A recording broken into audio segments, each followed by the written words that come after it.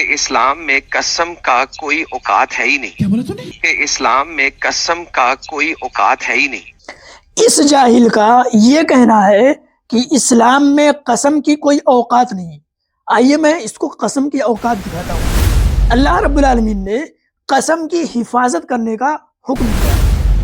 اگر اسلام میں قسم کی کوئی اوقات نہیں ہوتی تو اللہ قسم کی حفاظت کرنے کا حکم نہ دے۔ لیکن اگر یہ قسم کسی نیکی سے ٹکرا رہی ہے تو پھر اس قسم کو توڑنے کا حکم دیا، اور قسم توڑ کر کے ایسے ہی جانے نہیں دیا بلکہ اس کا کفارہ بھی دینے کو کہا۔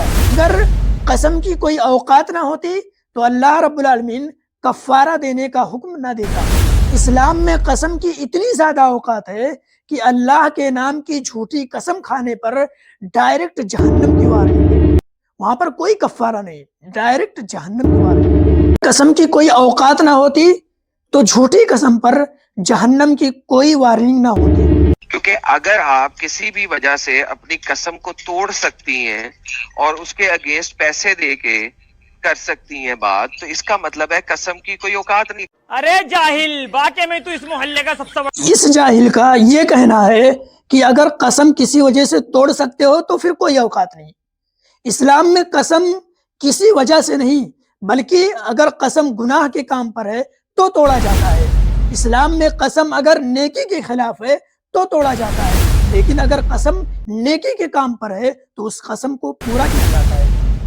قسم کی اوقات تو تب ہے نا جب آپ کو لازمن کرنی پڑے۔ کیا بولا تو نے؟ اس جاہل کا یہ کہنا ہے کہ قسم کی اوقات تب ہے جب لازمن کرنی پڑے، تو اسلام میں اس طرح کی ضد کی کوئی ویلیو نہیں ہے۔ اسلام میں قسم ضد کا نام نہیں بلکہ ذمہ داری ہے۔ اسلام میں قسم اگر کسی نیکی سے ٹکرا رہی ہے تو پہلے نیکی ہے نہ کہ ضد۔